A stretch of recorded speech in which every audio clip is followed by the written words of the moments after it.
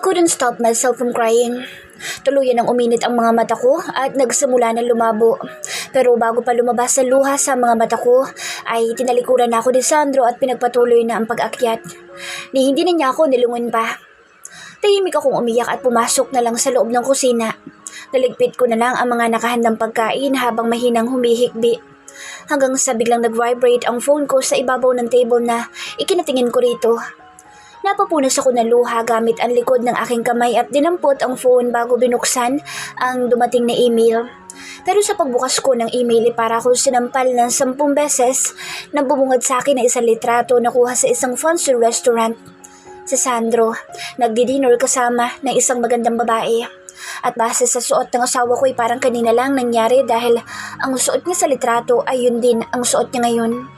Nanginig ang kamay kong may hawak sa phone. Kinain ako ng matinding selos. So ibig sabihin mas pinili niya mag-dinner kasama ng iba kaysa sa akin na asawa niya? Dom, it hurts so much. Nagmamadali na ako lumabas ng kusina at umakyat ng kwarto. Pagpasok ko ay saktong papasok na sana si Sandro sa loob ng bathroom pero agad na napahinto nang makita ang pagpasok ko at napabaling ang tingin sa akin. Mabilis ako lumapit sa kanya, tuminto sa harap niya. Gusto kong ipaliwanag mo to. Itinaas ko ang phone at pinakita sa kanya ang litrato. Sabihin mo sa akin kung bakit may kasama kang babae. Ito ba yung mahal mong ex-girlfriend, ha? Sumagot ka! Nanatili siyang seryoso habang nakatitig sa luhaan kong mga mata. Hanggang sa unti-unti nang kumunot ang kanyang noo. Yes, she's my ex-girlfriend. At para sabihin ko sa'yo, ay wala kaming ginagawang masama kundi kumain lang ng magkasabay. Kaya anong problema mo? Bakit? Bawal na ba akong kumain kasama na iba? Hindi ako magpaniwala sa kanyang sagot. Oo, kasi ako asawa mo. Sa akin ka dapat sumabay, hindi sa iba. I shouted. Pumayok na rin ang boses ko.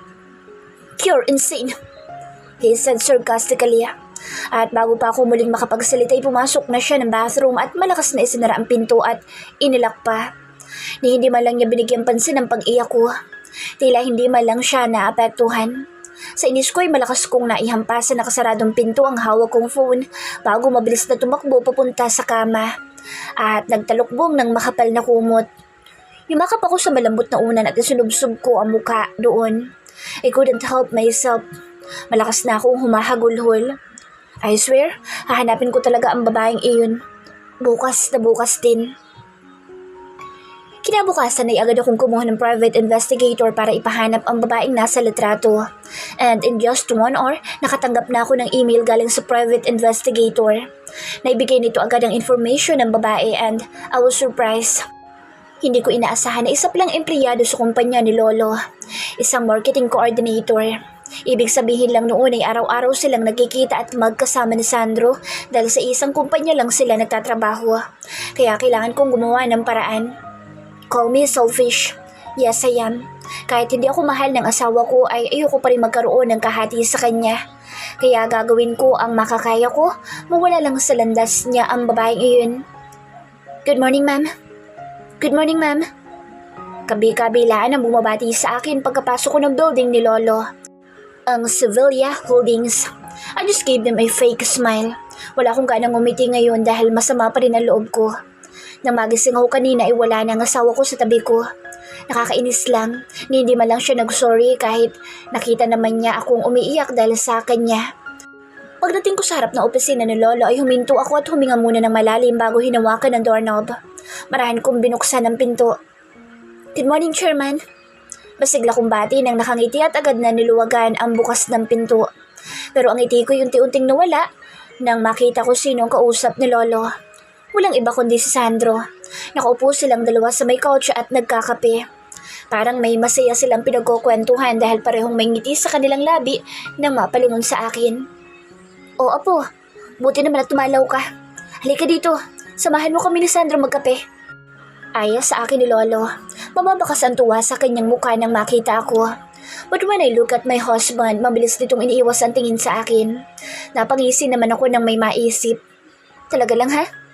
Well, tingnan natin kung baliwalain mo pa rin ako kapag nasa harap tayo ni Lolo. Marahan akong naglakad palapit sa kanila. Pero imbis na sa couch ako maupo ay mas pinili kong kumandong sa mga hita ni Sandro at agad na niyapos ang aking mga braso sa kanyang leeg. Kitang-kita ko ang pagkagulat sa kanyang gwapong mukha dahil sa ginawa ko. Good morning, asawa ko. Sure na lang tayo sa kape? Malambing ko sabi na may ngiti sa labi. It was a fake smile. Kailangan ko lang talagang umiti dahil nasa harap kami ni Lolo. Ayoko namang sumimangot at baka mapaghalataan pa kami na may pinag-aawayan. Naku naman apo, hindi ka na nahiya sa akin na lolo mo. Napailing na lang sa akin si Lolo at muli nang humigop sa kanyang kape. Pero hindi ko inaasahan ang pagyapos ni Sandro ng kanyang isang braso sa bewang ko. Good morning, honey. And he smiled at me. I was shocked by his warm smile. It looks real, but I know it's not. Hanggang sa inilagay na niya sa kamay ko ang kanyang coffee cup. Hati na lang tayo dito sa kape, asawa ko. Marahan pa niyang hinawi ang buhok na kumalat sa mukha ko at iniipit ito papunta sa likod ng aking tenga. And I'm speechless. I don't know what to say but my heart raced so fast that I couldn't control it. Natauhan lang ako ng marahan na tumawa si Lolo. Ay naku, kayo talaga mga bata kayo? My grandfather stood up. Naglakad na ito papunta sa may table at naupo sa kanyang swivel chair. O siya, dalhin mo na yung asawa mo sa loob na opisina mo, iho. Doon na lang kayo magkape. Baka makastorbo pa ako kapag dito kayo sa loob na opisina ko. I will, Chairman. Thank you. My husband finally stood up. Napakapit na lang ako sa kanyang leeg nang buhatin na niya ako at dinala palabas ng opisina ni Lolo. I can't help but smile. How sweet he is. Ang sarap palang magpabuhat sa kanya. Tulad ng utos ni Lolo ay dinala nga ako ni Sandro sa loob ng kanyang opisina pero pagkapasok namin ay unti-unting nawala ang ngiti sa labi ko nang makita ko sino ang babaeng naghihintay sa loob na may yakap pang folder. Sandro! Agad na lumiwanag ang mukha ng babae pagkakita sa asawa ko. Pero mabilis ding naglaho ang ngiti nito nang mapatingin sa akin. Hindi ako maaari magkamali dahil ito lang naman ang babaeng ex-girlfriend niya. This bitch. Ang sarap sa bunutan. Huwag na huwag mo akong ibababa. Buhatin mo lang ako kung ayaw mong magwala ako rito sa loob ng opisina mo. Mariin kong babala kay Sandro at tinignan ito ng seryoso. Pero agad nitong iniiwas ang tingin sa akin at ibinaling naman sa babae. Yes, Melanie, ano yun? Napaismid ako. Wow ha, ang gaan ng boss niya kung makapag-usap sa babaeng ito. Pero buti naman at nakinig siya sa akin. Hindi niya talaga ako ibinaba. Napangisi ako nang makita ang panibugho sa mga mata ng babae. She was jealous, and it's obvious. Kasi, ito na yung mga papeles na kailangan mo. Walang gana nitong sagot at inalapag na ang mga hawak na folder sa ibabaw ng table bago ito nagmamadali ng lumabas na parang nagdadabog. My smile widened. I won. Paglabas ng babae ay saka ako ibinaba ni Sandro sa pagkakabuhat at naglakad na itong papalapit sa kanyang table. Hindi na niya ako pinansin pa dahil pagkaupo sa kanyang swivel chair ay isa-isa nang tinignan ng mga folder. Na hindi na ako tinapunan pa ng tingin na akala mo'y wala na ang presensya ko. But it's okay. Masaya pa rin ako dahil sununod niya ang gusto ko kanina. Nakangiti akong pumwesto sa likod ng kanyang inuupang swivel chair and I hugged him from behind. Napatigil naman siya sa pagbuklat ng folder dahil sa pagyapos ko sa kanyang leeg. Asawa ko, anong gusto mong kainin for lunch? Malambing kong tanong nang nakangiti at sinilip ang kanyang gwapong mukha. I-order na kita, pero kung gusto mo sa restaurant na lang tayo kumain. Gusto kasi kitang makasabay eh. I'm busy. Baka hindi kita masabayan sa lunch.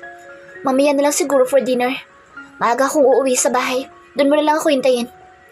Biglang nagluwanag ang mukha ko sa kanyang sagot. Akala ko i-reject na naman niya ako pero buti naman hindi. Sige, at dahil hindi naman ako marunong magluto, mag-order na lang ako. Okay lang ba yun sa'yo? He nodded. Lumapad ang ngiti ko. Okay, asawa ko. Hintayin na lang kita sa bahay. And I kissed him on the cheek. Napatikim lang siya sa ginawa ko. Nakangiti ako lumabas ng kanyang opisina. But of course, hindi ko pa rin pwedeng palampasin yung bruha na iyon. Kaya naman muli akong pumasok sa loob ng opisina ni Lolo. Hey, young lady. Dinala ka lang ni Sandro sa kanyang opisina parang sumigla ka na. Puna sa akin ni Lolo pero sa mga papeles ang tingin nito. Lolo, gusto kong tanggalin mo sa trabaho yung babaeng Melanie Gomez ang pangalan. Sa sinabi ko ay napatigil si Lola sa kanyang ginagawa at napaangat ng tingin sa akin. Inaakit niya kasi si Sandro, Lo. Kahapon magkasabay silang nag-dinner. And I'm jealous because of that. Ang dami pa namang malalanding babae sa panahon ngayon. Yung tipong kahit alam ng may asawa ay inaahas pa rin. So ayokong dumating sa punto na maaakit ng babaeng yun ng asawa ko. Kaya naman hinihiling ko sa'yo.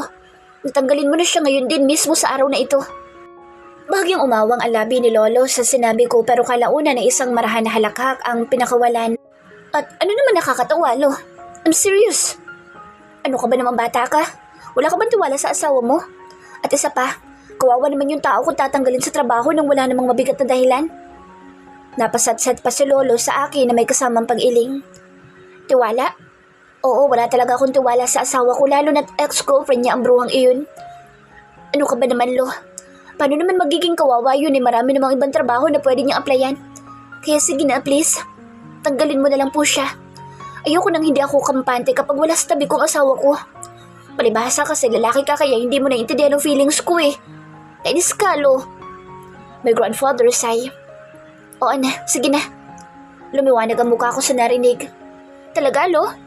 Pero baka naman ilipat mo lang siya ng ibang department at hindi naman talaga tatanggalin Malaman ko lang na ganoon lang ang gagawin mo, talagang hindi na kita papansinin pa at bibisitahin dito sa loob ng 1 taon. My grandfather chuckled. Ay, naku namang batang ito. Oo na, tatanggalin ko natin ding hindi ililipat ng department. Basta, ipatatanggal ko mamaya sa hapon. So you can see, I'm busy right now po. Sumilay ang malademonyo kong ngisi. Sige, asahan ko yan. Mabilis na ako lumapit kay Lolo at humalik sa pisngin nito. The best ka talagang matanda ka. Sige, alis na ako. Love you. Napatawan na lang si Lolo sa akin at napailing-iling. Nakangisi ako lumabas ng building at sumakay na sa kotse ko. At dahil maaga pa naman para umuwi ay dumaan muna ako sa coffee shop ng kaibigan ko at nakapag-jusmisan. Nang sumapit ang 5 p.m. ay saka ko naisipang umuwi at agad na tumawag sa paborito kong restaurant para magpa-deliver. 6:45 p.m. nang dumating ang mga in-order kong pagkain kaya agad kong inihain sa table ang mga ito. Matapos i-set up, ang dinner ay mabilis na ako umakyat ng kwarto at nagbihis na isang red cocktail dress. Pero hindi pa nakapaglalagay ng makeup nang marinig ko na ang pagdating ng sasakyan sa garahe. Kaya naman mabilis ko na lang sinukray ang buhok ko at nagpahid ng konting lipstick sa labi. Nang makitang okay na nagmamadali na akong lumabas ng kwarto. Sandro, asawa ko! Nagliwanag ang mukha ko na makita ang asawa ko paakyat na ng stairs. Kaya naman hindi na ako nag-aksaya pa ng oras at mabilis na akong bumaba ng hagdan para salubungin ito. Pero nang sandaling nakalapit na ako sa kanya ay kasabay nito ang pagsinghap ko sa gulat ng marahas niyang hinaklit ang braso ko. Muntik na ako mahulog sa hagdan kundi lang ako nakabalanse ng mabilis. Ikaw ba Ikaw bang may kagagawan kung bakit natanggal sa Melanie sa trabaho? Napapitlag ako sa lakas ng boss niya. Tila galit na galit. I couldn't help myself. Oo, ako ang nagpatanggal sa kanya sa trabaho dahil ayokong umaali-aligid pa siya sa'yo. Nagsaselos ako, Sandro. I shouted back. Saglit na bumukas-sara ang kanyang bibig na tila hindi makapaniwala sa sagot ko. Hanggang sa patapunan niyang binitawan ang braso ko. Romet, alam mo ba kung anong ginawa mo Nawalan siya ng trabaho dahil lang sa walang kwenta mong pagsaselos na yan. Walang kwentang pagsaselos? Ouch. Asawa kita. Kaya natural lang na nagsaselos ako lalo na't hindi mo lang siya ex-girlfriend. Kundi mahalaga pa siya sa'yo. Dapat nga pabayaan mo na lang yung babaeng yun Itapon mo na lang siya na para isang basura dahil kasal na tayo. Ako na ang asawa mo. Sa akin ka na dapat mag-alala, hindi na sa iba. I can't do that to her. Mas mahalaga pa rin siya sa akin kumpara sa'yo. Nagsigawan na kaming dalawa. And again, parang dinurog ang puso ko sa sigaw niyang iyon. Hindi ko na napigilan ang sarili ko, tuluyan ng humapdi ang mga matakot ng labo na naman. I look at him. Ba't ganyan ka sa akin? May nagawa ba akong mali sa'yo para ganituhin mo? Hindi ba pwede magpanggap ka na lang na mahalaga ako sa'yo, I ask as tears flow down my cheek. Dapat kahit kunwari lang, ipakita mo na may konting halaga pa rin ako sa'yo. Dahil pumayag kang pakasalan ako kahit hindi mo naman talaga ako mahal. Ilang sandali siyang napatitig sa luhaan kong mga mata hanggang sa mabilis na niyang iniiwas ang kanyang tingin. Pasensya ka na, pero kailangan ko umalis ngayon. I need to comfort her. Bukas na ako uuwi. Umawang ang labi ko. What? Comfort? Paano naman ako? Comfort yourself then. And he turned his back on me. Naiwan ako nakatayo sa mataas na palapag ng hagdan habang nakatingin sa kanyang papalayong likod. Para akong pinangatugan ng tuhod na muntik ko ng ikadulas, kundi lang ako nakakapit sa handrail ng stairs. And again, I cried alone. Naiwan ako umiiyak sa loob ng bahay ng mag-isa. Gusto ko pa sanang tawagan ng mga kaibigan ko para maglabas ng sama ng loob pero agad akong kinain ng pride ko. Ayokong malaman nila na ganito kami ni Sandro. Ano na lang ang isipin nila sa akin? Ayoko namang kaawaan nila ako. Sumapit ang 12:30 AM ay walang Sandro na bumalik. Talagang iniwan niya ako para lang puntahan ng ex-girlfriend niya. I tried to find him. Kahit hating gabi na pinilit ko magmaneho ng kotse sa pagbabaka sakaling mahanap ko siya sa labas kahit na alam kong malabo. Hanggang sa namalayan ko na lang ang sarili kong nasa loob na ng isang private club at umiinom na ng mapait na alak habang umiiyak. I closed my eyes for a moment para pigilan ang paglabas ng luha mula sa aking mga mata. Sandali ako napahilot sa aking sentido at mahinang bumuga ng hangin. Muli kong dinampot ang aking kupita at diretsyong tinungga ang laman nito. Nang maubos, ay muli kong iniangat ang bote ng alak at nagsalin muli. Hindi ko mapigilan ang mag-isip ng kung ano-ano. I can't blame myself. Kahit naman sino ay mag-iisip talaga ng masama. Comfort? Tom, I'm not an idiot. Dahilan niya lang yung comfort na sinasabi niya para makasama ang babaeng iyon. I'm sure sa mga oras na ito ay nagpapainit na silang dalawa sa kama. Ganoon siguro ang ginagawa niyang pag-comfort sa babaeng iyon. But Tom, it hurts like hell. I feel betrayed. I sobbed as tears flowed down my cheek. I hate you. I hate you for hurting me like this. I hate myself for marrying you. Naiiyak kong sigaw na ikinatingin sa akin ng bartender. But I don't care anymore. Malakas naman ang tugtog sa loob ng club kaya okay lang kahit sumigaw pa ako. Kunti lang ang makakarinig. I hate you, Sandro. I hate you so much. I shouted again. Pilit kong pinapakalma ang sarili ko but Tom, I can't. Kahit anong pigil ko sa sarili ko na huwag umiyak nag-iinit pa rin ang sulok ng mga mata ko. Ayaw paawat ng mga luha ko. Parang may sumasaksak sa bandang dibdib ko ng paulit-ulit. Muli kong dinampot ang aking wine glass at tinungga ang laman nito. Kahit pait ng alak ay hindi ko na malasahan pa dahil sa sama ng loob. I just cried silently while drinking. Pansin kong kanina pa patingin-tingin sa akin ng bartender. Siguro nagtataka na sa pag-iyak ko. But I don't care anymore. Kailangan ko maglabas ng sama ng loob sa gabing ito. Kailangan ko ilabas lahat ng hinanakit sa puso ko. One more bottle, please. Again, Mom? Pero lasing na po kayo. Ang mas mabuti pa po siguro ay magpasundo na kayo sa mga kaibigan nyo para makauwi kayo ng maayos. Pagkaka ko natawa nang marinig ang sinabi ng bartender. Shut up! I don't need your opinion. Just do your job. Ibigay mo na lang ang alak na hinihingi ko, hindi yung ano-ano pang sinasabi mo. Natahimik naman ito at hindi na sumagot pa sa akin pero pansin ko ang kanyang mahinang pag-iling. Ipinagpatuloy ko na lang ang pag-inom ko habang patuloy din ang paghagulhol. Hindi naman marinig dahil maingay sa loob ng club. Pero ang aking pag-iyak ay agad na naputol ng biglang naghihiyawan ng mga kababaihan. Nabitin ako sa pag-inom at agad na napalingon sa mga naghihiyawan nang sundan ko ng tingin kung ano ang kanilang pinagkakaguluhan. Isang lalaki ang nakita ko na sumasayaw sa gitna ng entablado. Walang damit na pang itaas at tanging itim na boxer lang ang suot pang ibaba. Nakasuot din ito ng maskara na kalahati lang ng muka ang natatakpan. Labas ang labi nito at kalahati ng matangos na ilong. Kaya kitang-kita tuwing ngumingiti dahil sa hiyawan ng mga babae. He looks hot and attractive. Pataysin din man ang ilaw sa taas ng entablado ngunit sapat na yun para makita ang kanyang kakisigan. Labas na labas ang kanyang mga abs sa katawan. Halatang batak sa gym.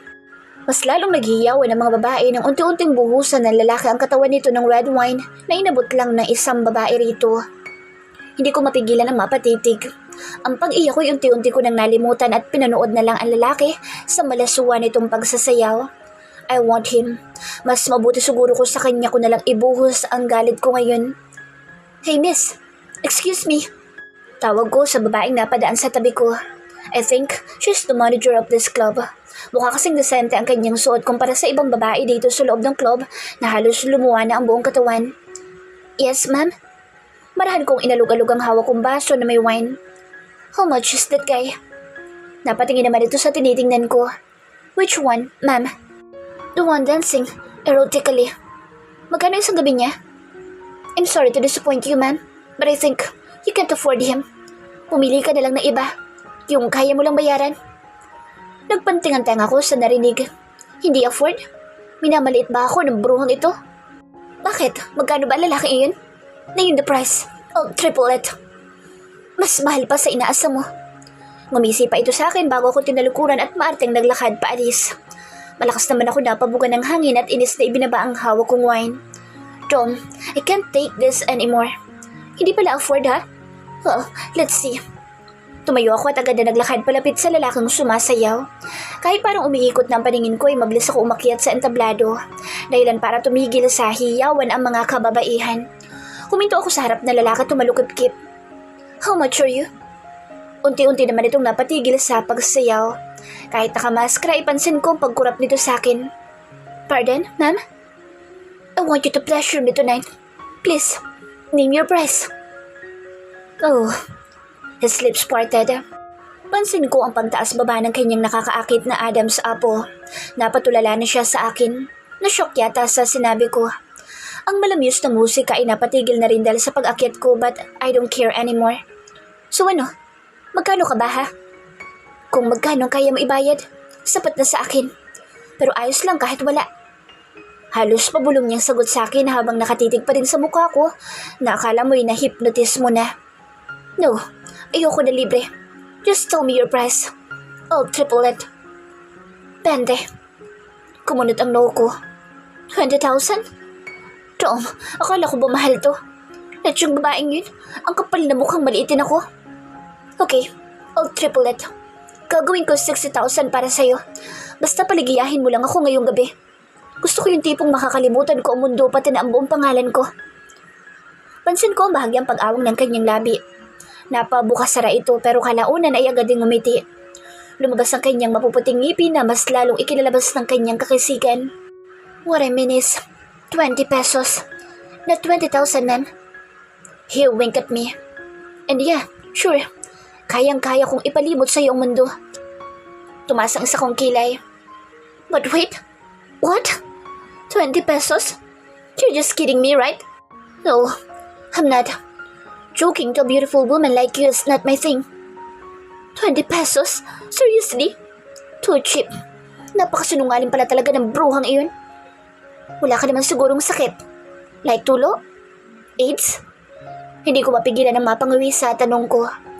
Kahit natatakpan ng maskara ang kalahati niyang mukha, ipansin ko ang paglaki ng kanyang mga mata at marahas na umiling sa akin. No, ma'am. Tom, wala po akong ganung uri ng sakit. Wala akong sakit. Ended. Whatever. May condom ka naman siguro dyan. Yes, ma'am. Kung condom lang, ay marami ang club na ito. At kung sakaling wala man, ay handa naman akong bumili sa butika para sa'yo. Okay. Are you good in bed? Yes, of course. Magaling ako sa lahat ng bagay, lalo na ang magpaligaya ng mga magagandang babaeng tulad mo. It's my job. Don't worry. Hindi kita bibiguin. Magiging worth it ang 20 pesos mo sa gabing ito. Napaismid ako. But you're too cheap. It's a promo. Kumbaga sa isang bagay, sale ako ngayong gabi kaya mura lang. Why, ayaw mo ba? Nakakapagduda lang kasi. Di kaya may sakit ka talaga? He loves. And it makes him more hotter in my eyes. Oh, come on. I'm a 100% healthy and clean. Wala kang dapat ipag-alala. Tulad nga ng sabi mo, may condom naman. Okay, strip. Huh? He blinked. Are you deaf? I said strip. Maghubad ka sa harap ko. Pero wala pa tayo sa kwarto. So, ano naman ngayon? Tumaas ang sakong kilay habang nakahalukip-kip pa rin. Huwag mo sabihing umaarte ka. Ano naman ngayon kung wala pa tayo sa kwarto? Mas gusto ko maglaway muna sa alandog mo ang mga babaeng audience mo ngayon bago kita tikman. Kaya sige na, umpisahan mo na maghubad habang sumasayaw na nakakaakit sa harap ko. Yung tipong pabapiyasan ka muna nila pero sa uli ay sa akin ka pala mapupunta. At maiiwan na naman silang nga. Muling umawang ang kanyang labi hanggang sa isang mahinang halakak ang kanyang pinakawalan. Oh wow, what a challenge. But yeah, sure. Para sa'yo gagawin ko. Challenge accepted, ma'am. And he winks at me. Okay then, what are you waiting for? You should start now. He just smiled at what I said. Music please. He shouted to the DJ of this club. Sumanyas naman ang DJ ng okay. Nanatili ako nakatayo habang nakahalukip-kip pero napasinghap na lang ako nang hilahin niya ako bigla at pinasandal sa pula.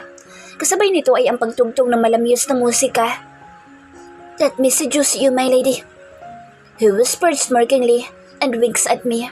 Nakuha niya pang haplusin ang ibabang labi ko bago lumayo ng konti sa akin. He started dancing erotically. Muling naghihiyawan ang mga kababaihan sa loob ng club. I'm just standing near him, watching his every move. Sumasabay ang kanyang nakakaakit na paggiling sa marahan na tugtog ng malamyos na musika. Hinaplos niya pa ang kanyang mabatong katawan, sabay kagat sa kanyang ibabang labi. Kung kaya bahagyang lumabas ang kanyang mapuputing ngipin. At habang sumasayaw siya, ay nasa akin ang kanyang tingin. In fairness, napakagaling niya sumayaw ng malaswa. Mukhang sanay na. And I can't help myself but swallow. Shit, napaka-hot niya. Mas lalo nagagulo ang mga kababaihan. Lumakas lalo ang sigawan dahil sa kanyang nang-aakit na sayaw. "Lucas, akin ka na lang!" "You're so damn hot, Lucas!" "Oh my gosh! I'm willing to pay just to help you in my bed, Lucas! Please, notice me!" Hindi pinansin ng lalaki ang malanding sigaw ng mga kababaihan sa kanya at nakafocus lang sa akin habang patuloy ang marahan na pagsayaw. Talagang inaakit nga niya ako. "I'm beautiful than her, Lucas. Sa akin ka dapat. Ako ang dapat na sinasayuan mo ng ganyan." Hindi ko mapigilan ang mapaismid sa narinig at hinanap ko sino sumigaw noon pero dahil marami sila sa baba ay hindi ko na matukoy pa.